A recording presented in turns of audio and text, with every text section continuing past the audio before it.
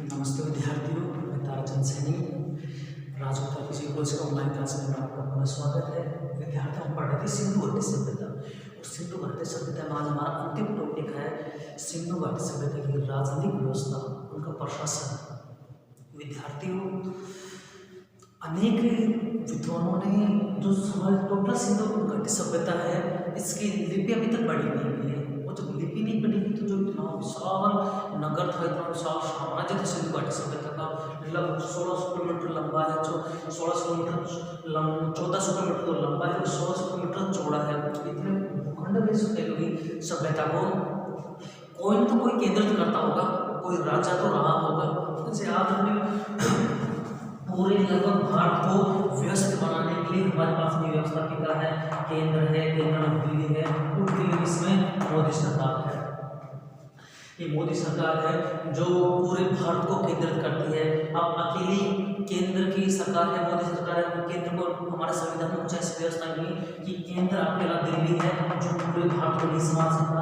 इसलिए सुविधा की दृष्टि से राज्यों का गठन कर दिया। कोई पंजाब हो गया, कोई जम्मू कश्मीर होगा, कोई हिमाचल प्रदेश हो गया, कोई राजस्थान हो गया।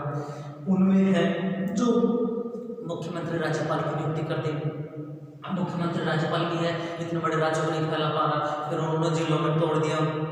जिलों में जिला कलेक्टर बैठने लगे, जिला प्रमुख बैठने लगे, उसके बाद भी तहसीलों में तोड़ दिया, फिर ग्राम पंचायत में तोड़ दिया। तो शासन का विकेंद्रीकरण कर दिया बिहार को। विकेंद्रीकरण अर्थात कि शासन अलग अलग जगहों पर रहेगा, अर्थात कम छोटे स्तर पर, छोटा जैसे गांव का सरपंच है, चुनाव हुए खिलाफ में तो गांव का शासन कौन करेगा? सरपंच करेगा। ग्राम सेवा करेगा, वो राज्य के कार्य करेगा। फिर बाद में तहसील आ जाएगा तो तहसील में तहसीलदार करेगा और एमएलए करेगा। फिर जिले बैठेगा, जिले में जिला प्रमुख बैठेगा और ये जिला प्रमुख बैठेगा और जिला प्रमुख साथ में है जो कलेक्टर बैठेगा। फिर राज्य आ जाएगा। ऐसे विद्यार्थियों, हमारी ये व्यवस्था है कि सिंधु घाटी सभ्यता में कैसा प्रशासन हुआ होगा, कैसे राजनीतिक व्यवस्था होगी। तो अधिकांश विद्वानों का एक मत अलग अलग है कि वह क्या है। तो कोई पिगट महोदय है, हिलर महोदय है, इन्होंने अलग अलग अपने मत दिए हैं कि यहाँ पर है जो सभी मेसोपोटामिया में सिंधु सभ्यता में है कोई राजनीतिक केंद्र है, वहाँ पर बड़े बड़े मंदिर बने हैं, लेकिन हमें यहाँ पर ऐसा कुछ नहीं मिला। सिंधु घाटी सभ्यता में न तो हमें मोहरों के ऊपर मोहर आते हैं, न तो मोहरों के ऊपर न तो मोहरों के ऊपर कुछ अंकर मिला है, न कोई ऐसी राजकीय चीज मिली है, न कोई अपने पास में हमें महल मिला है, न राजकीय चिन्ह मिला है, राजकीय चिन्ह जिससे पता चल सके कि यहाँ पर शासन कैसा था या कैसा नहीं था। लेकिन अधिकांश विद्वान मानते हैं कि इतनी सुनियोजित व्यवस्था थी सिंधु घाटी सभ्यता की। व्यवस्था सुनियोजित व्यवस्था थी। वो जो सिंधु घाटी सभ्यता विद्यार्थियों एक नगरीय सभ्यता थी, नगरीय सभ्यता। अब विद्यार्थियों, इस सभ्यता में हमने पढ़ा यहाँ पर है जो नालियां होती थी, मकान होते थे जिनके हाई कनेक्टर के हैं, जो छोटे होते थे। तो विद्यार्थियों, दूसरी बात जो सिंधु घाटी सभ्यता थी एक व्यापार मूलक सभ्यता थी। व्यापार मूलक सभ्यता,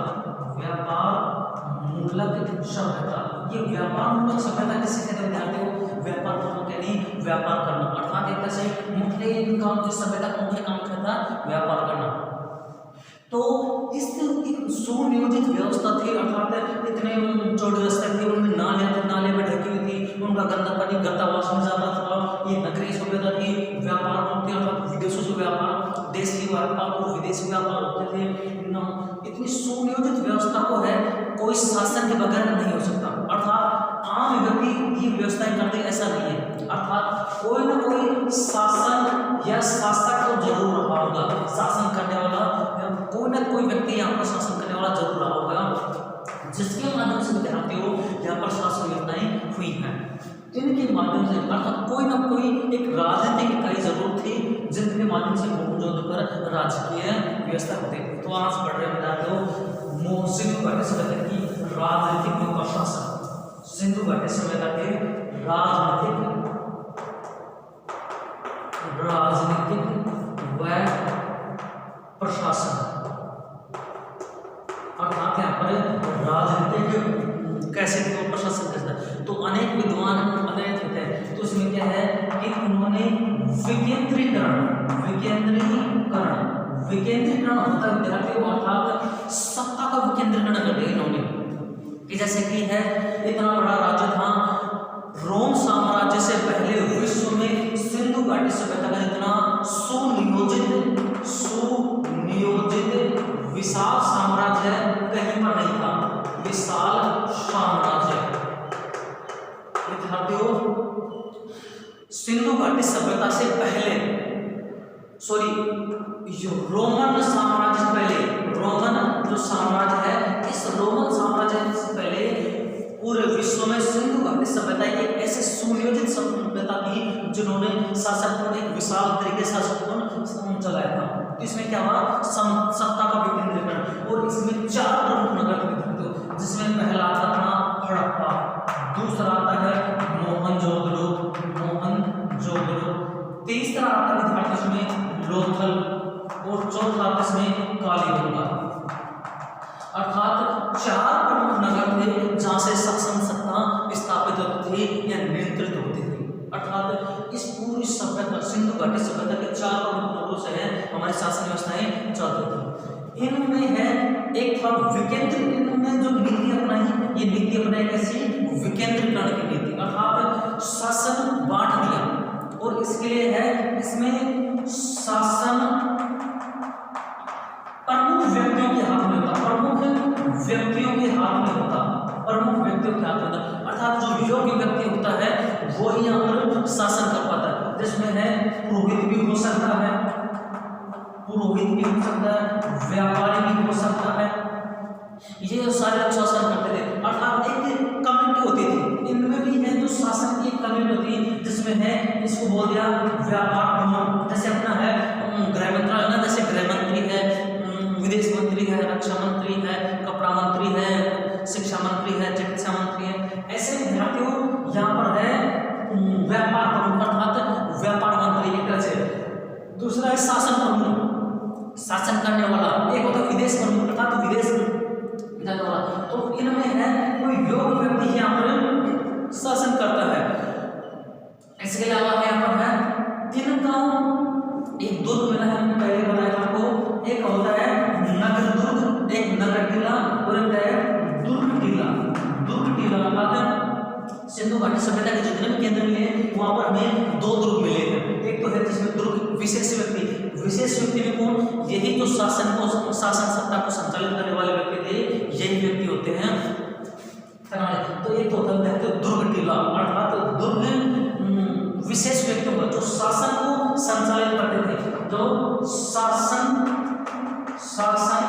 संचालित करते थे, जो शासन संचालित करते थे, उनको कहते हैं दुर्ग टीला। अर्थात जो दुर्ग में रहने वाले थे वो शासन को संचालित करते थे, जिसमें विशेष व्यक्ति होते थे,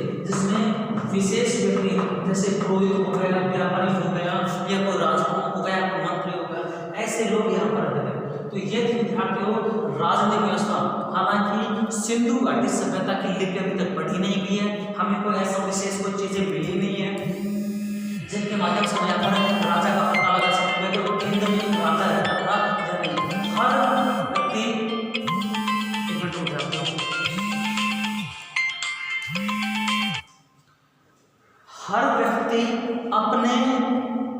हर व्यक्ति एक कोई ऐसे विशेष व्यक्ति नहीं था जो विशेष व्यक्ति यहाँ भारत में अपनी शासन व्यवस्था स्थापित, कोई विशेष व्यक्ति नहीं था, एक राजा नहीं था जो पूरे सिंधु सभ्यता का राजा माना जाता था।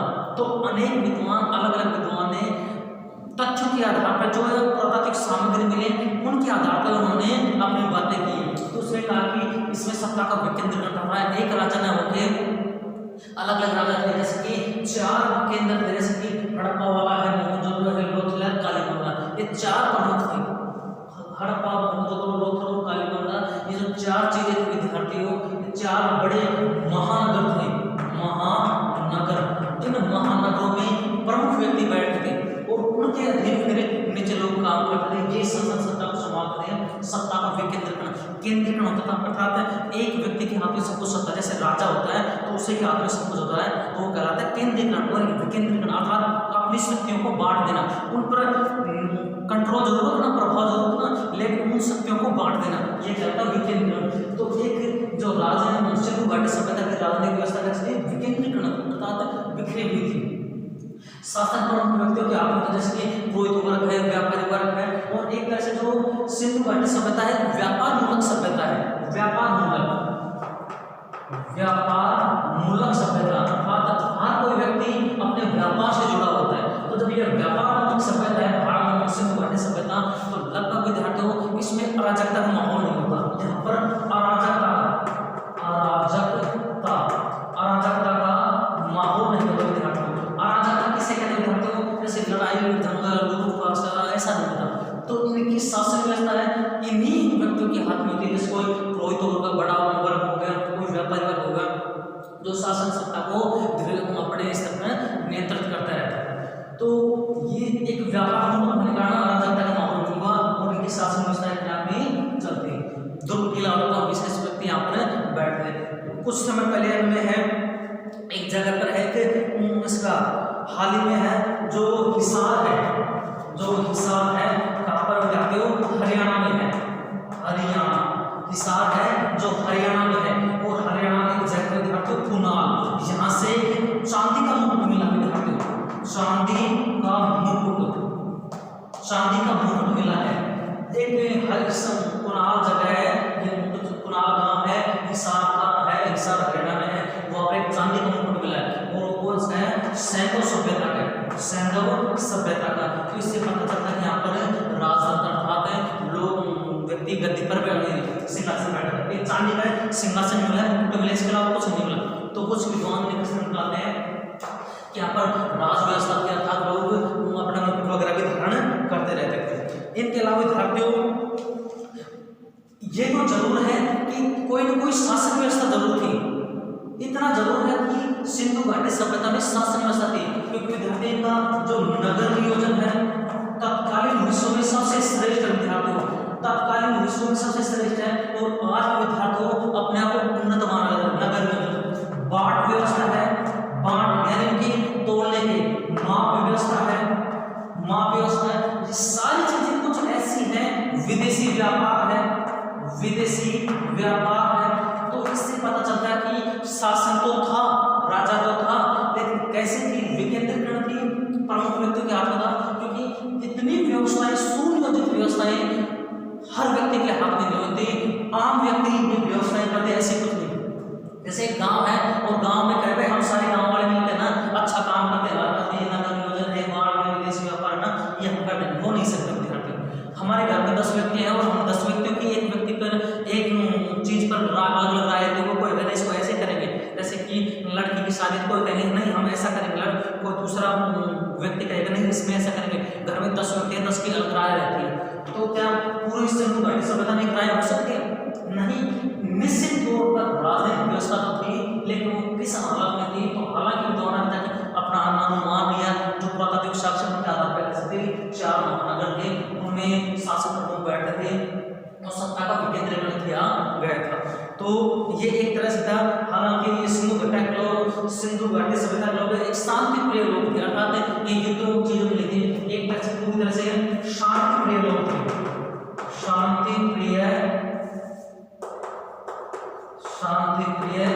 लोग थे।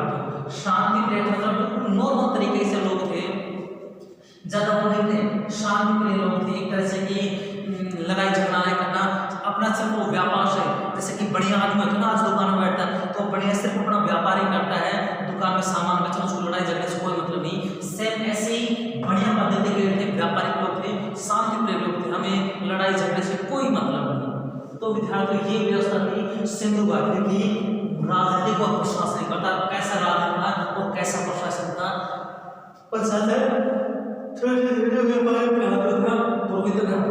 ये पूरी शासन व्यवस्था है जो सिंधु घाटी सभ्यता की थी। विद्यार्थी एक बार फिर देखते हैं राजनीतिक और प्रशासनिक की जो सिंधु घाटी सभ्यता में राजनीति कैसी थी या प्रशासन कैसा था।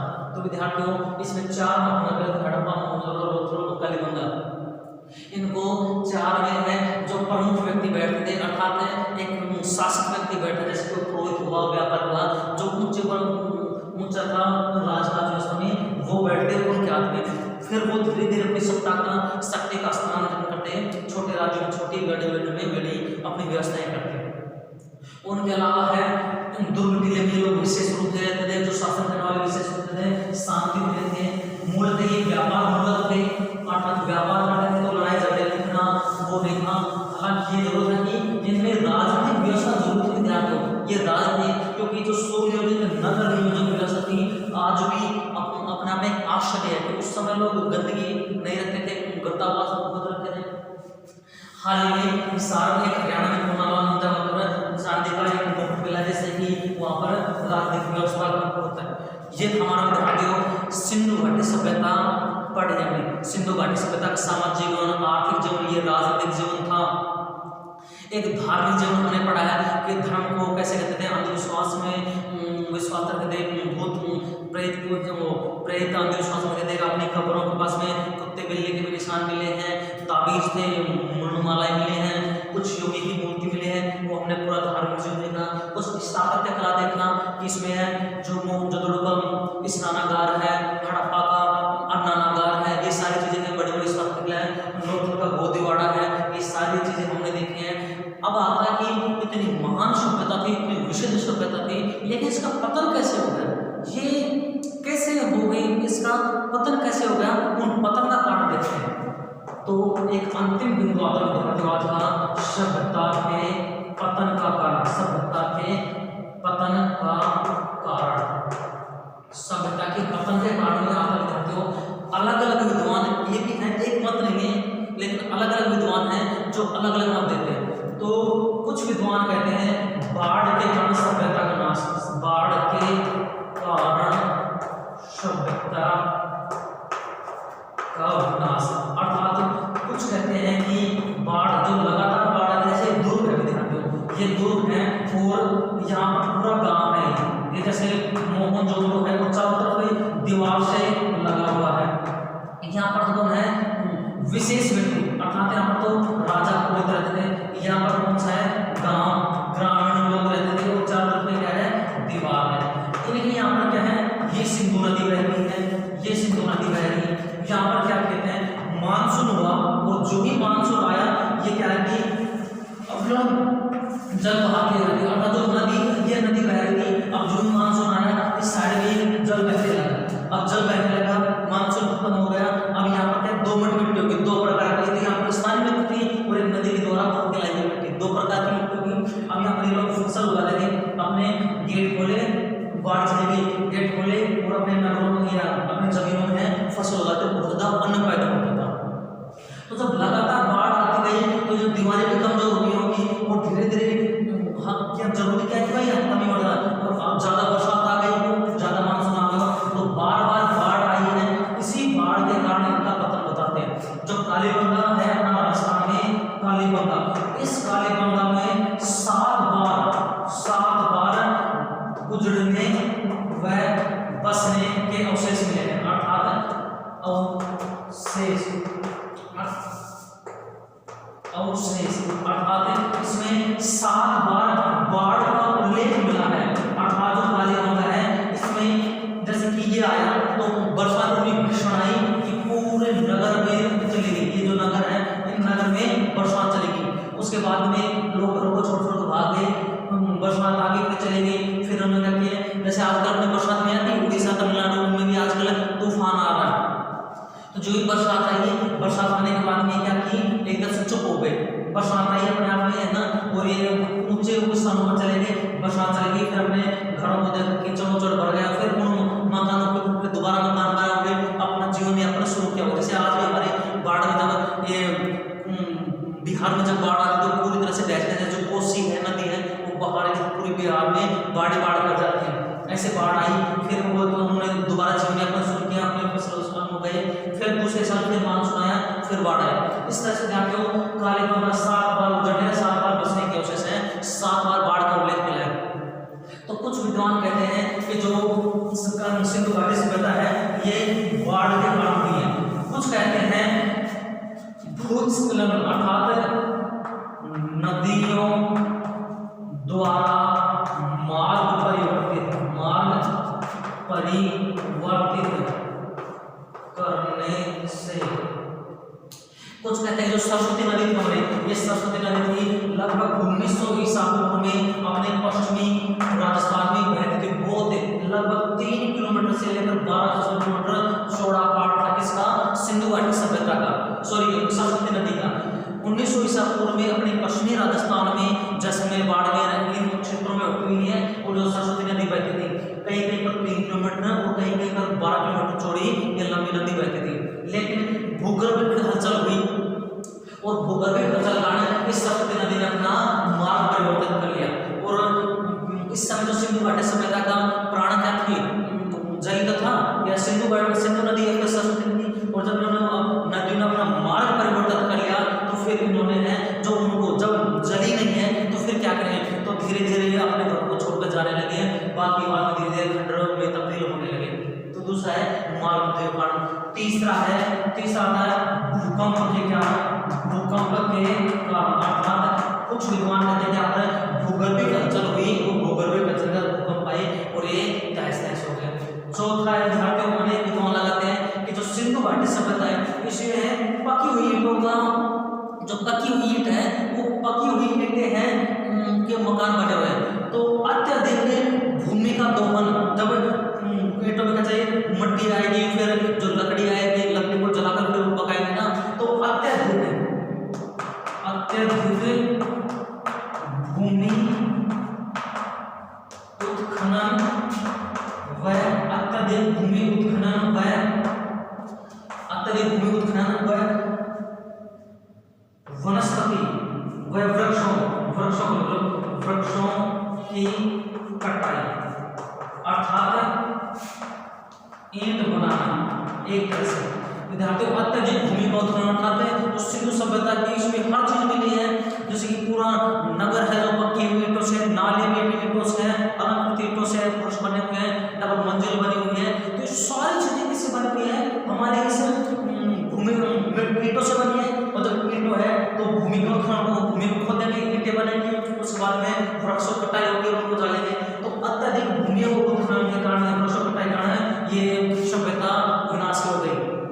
और विद्यार्थियों अधिक से अधिक सबसे ज्यादा यही कारण लगता है कि आज जहाँ पर देखो ईंट बनती है, हमारे यहाँ पर एक जगह है ये मंडा नगरी, पावटा के आसपास है मंडा पावटी। तो इस मंडा पावटी रोड पर जाओ विद्यार्थियों लगभग 10 से 15 ईंटों के भट्टे मिलेंगे वहाँ पर, 10 से 15 ईंटों के भट्टे मिलेंगे। तो वहाँ पर खेतों में कुछ नहीं होता, पानी पूरी तरह से चला गया और एक तरह से कि बंजर इलाका होता ना, सेम ऐसा बंजर इलाका यहाँ पर है।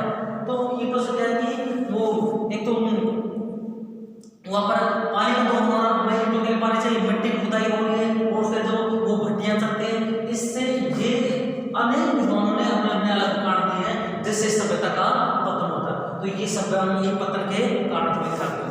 ये था विद्यार्थियों हमारा सिंधु घाटी सभ्यता। और सिंधु घाटी सभ्यता बाद में कल अपना पाठ है जो मैंने पहले छोड़ दिया था, वह प्रागैतिहासिक इतिहास। इस प्रागैतिहासिक इतिहास को पढ़ेंगे, ये बड़ा बोर था इसलिए मैंने आपको नहीं पढ़ाया। अब थोड़ा व्यवस्थित तरीके से इसको करके और प्रागैतिहासिक इतिहास को पढ़ते हैं। ये था विद्यार्थियों अपना सिंधु घाटी सभ्यता। पुस्तकें लाना और व्यवस्थित तरीके से इसका अध्ययन करना बहुत इंपॉर्टेंट है।